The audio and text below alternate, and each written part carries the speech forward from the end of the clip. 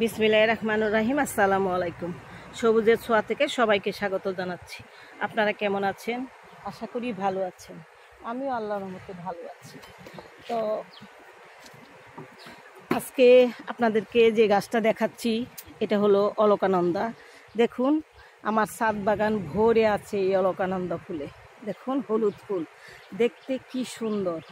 তো এই গাছটা কিন্তু বর্ষাকালীন ফুল ফুটে, যখনই বর্ষাকাল আসবে তখনই কিন্তু এই অলকানন্দাগুলো ফুটবে।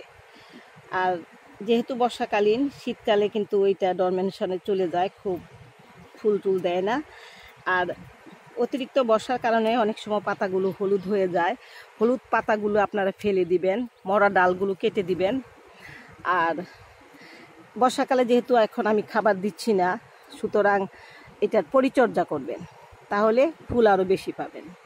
এই যে যেমন দেখেন, মাটিটাকে একটু খুঁড়িয়ে দিবেন, কারণ বর্ষাকালে কিন্তু প্রচুর পানির কারণে এই মাটিগুলো একটু স্যাঁতসেঁতে হয়ে যায়।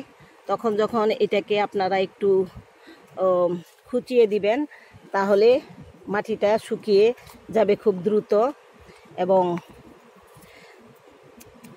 গাছটা ঝরঝরা থাকবে, মাটিটা ঝরঝরা থাকবে, শিকড়টা পচার সম্ভাবনা থাকবে না। যদিও এটারও কিন্তু পানির চাহিদা আছে, পানি প্রয়োজন হয়, তো সেই জিনিসটাও খেয়াল করতে হবে।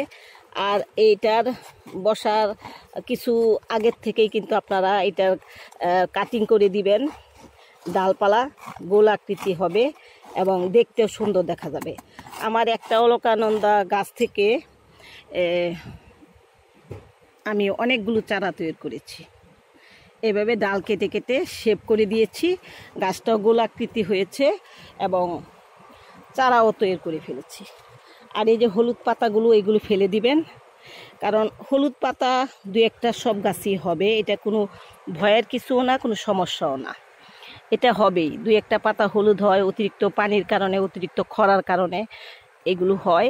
এই পাতাগুলো যখন ফেলে দিবেন, দেখবেন গাছটা ঝরঝরা হয়ে যাবে।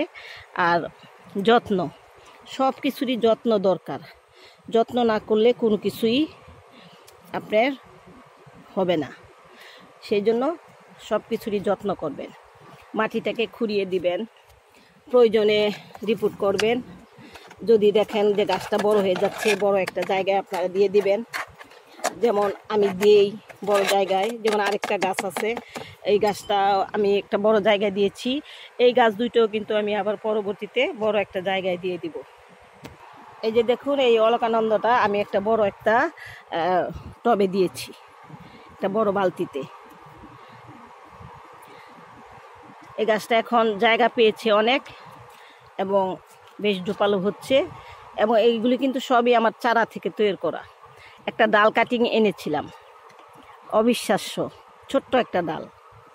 সেই ডাল থেকে আমি গাছগুলোকে এত বড় করেছি এবং এতগুলো চারা তৈরি করেছি। আরও অনেক চারা তৈরি করেছি, অনেককে গিফট করেছি, দিয়েছি। এই যে হলুদ অলকানন্দা।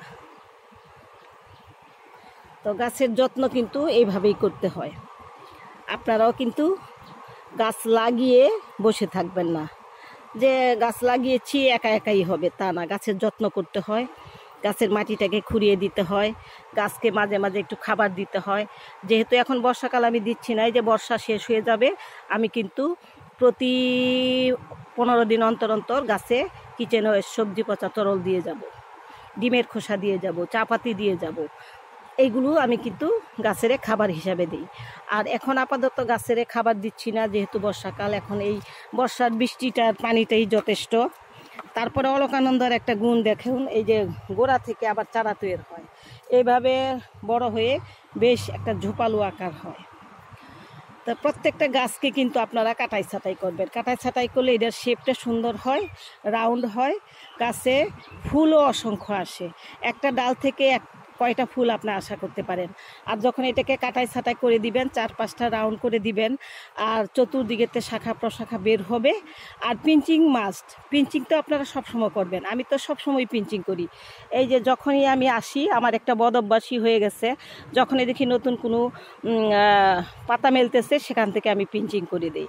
আর এখন যেহেতু ফুল ফুটতেছে, এখন আর আমি পিঞ্চিং করব না। এই পিঞ্চিং আমি সবসময় করি, আমার এটা কন্টিনিউ প্রসেস। কিন্তু এখন এই যে এই গোড়া থেকে কিন্তু ফুল আসতেছে, যার কারণে গাছগুলোতে আমি এখন পিঞ্চিং করতেছি না। তো এটা বুঝে শুনে দেখে তারপরে পিঞ্চিং করতে হয়। আমার ভিডিওটা কেমন লেগেছে আপনাদের কাছে? আশা করি ভালো লাগবে। অবশ্যই আপনারা আমার পাশে থাকবেন, সাবস্ক্রাইব করবেন, বেল বাটনটা বাজিয়ে দিবেন, তাহলে সমস্ত নোটিফিকেশনগুলো আপনারা পেয়ে যাবেন। আর যারা নতুন দেখতেছেন তারা অবশ্যই আমাকে সাবস্ক্রাইব করে আমার পাশে থাকবেন, এবং বিভিন্ন বাগানের পরিচর্যার বিষয়ে আপনাদের সাথে আমি কথা বলি, আপনাদেরকে জানাই, আপনারাও সেইভাবে কাজ করবেন। আর মাটি ভিজা থাকলে সেখানে পানি দিবেন না, মাটি শুকিয়ে গেলে পানি দিবেন। আর মাঝে মাঝে রিপোর্টটা, এটা খুবই জরুরি, বছরে একবার রিপোর্ট করবেন। কারণ যে টবে আপনি বসাচ্ছেন সেই টবটা যখন শিকড়ে ভরে যাবে গাছটা, তখন কিন্তু আর ইমপ্রুভ হবে না, গাছটার ফুল ফলও তেমন আশা করা যাবে না।